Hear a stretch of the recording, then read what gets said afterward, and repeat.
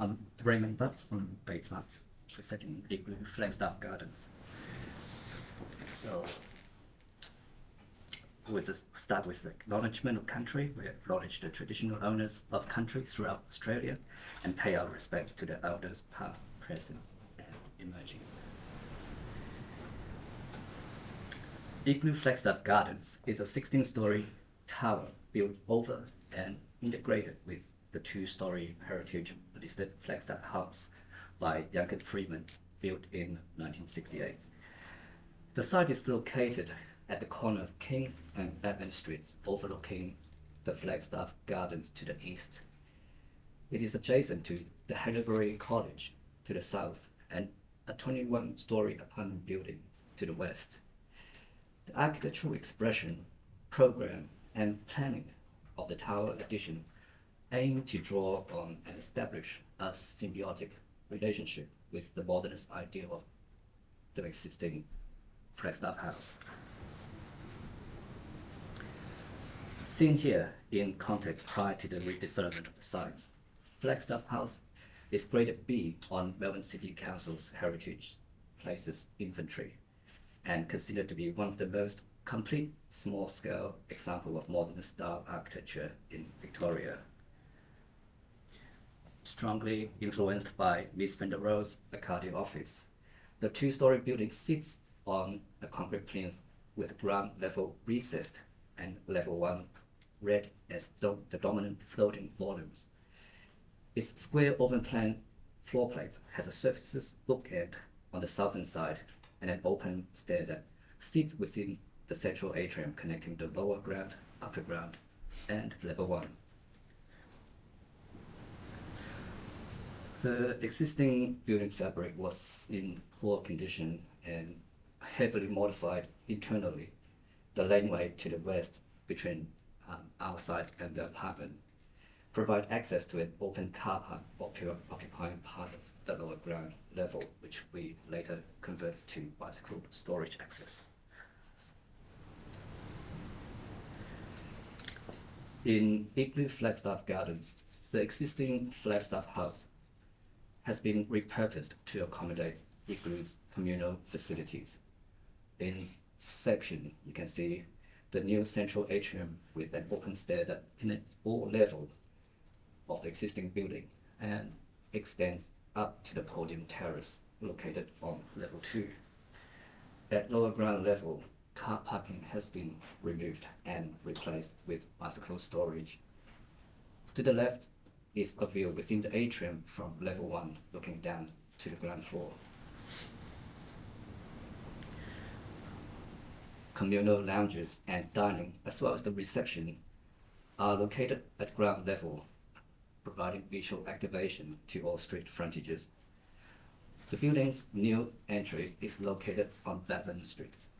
Residents and visitors enter at street level before they step up to the communal areas within, which are leveled with the top of the external heritage plinth. Here is the ground floor plan with the main entry to the north. Communal spaces are organized in open plan around the central atrium. Within the open plan, space joinery elements define a series of more intimate lounges and study settings while maintaining natural light and outlook across the space. A large open plan kitchen and dining areas to the south supports events and communal cooking. At lower ground floor, a gym study spaces are also organized around the central atrium, and it accommodates a games area. Bicycle storage are located to the west and accessed off the laneway. And here we have the views of the games room within the central foyer space. The stair extends upward to level 1, which accommodates 22 studios, carefully configured to align with the existing variants of the heritage facade. To the south are the media rooms and music rooms as additional amenities to the students. The stair and void continue up to level 2 to deliver residence to this large north-facing roof terrace with views over the Flagstaff Garden. Also located alongside the terrace are studies and breakout spaces as further amenities to the students there. These are the views out from the terrace. The tower. The new tower is set back from the heritage building and visually separated by the recessed floor on level 2, being the podium terrace level. The tower is defined by 2 interlocking volumes with differentiated facades. The primary volume, in red, is biased to the main corner of the site to sit symmetrically above Flagstaff House, which forms the base to the ensemble. It has a glass facade with a dark bronze metal brise-soleil. The dominant vertical expression is reinforced by vertical fins that reflects a regular room module within. At the top is a triple height facade expression to integrate the roof plans and define the crown feature to the building.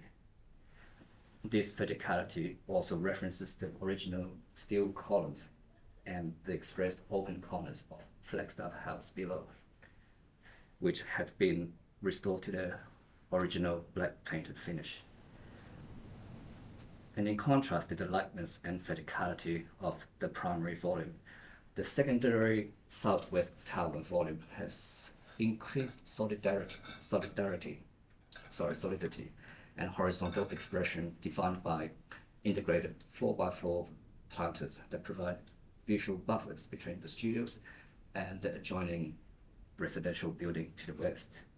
The dark bronze metal brise-soleil provide both more depth, texture, as well as sun shading to those large format picture windows and operable metal panels to provide natural ventilation to the studios.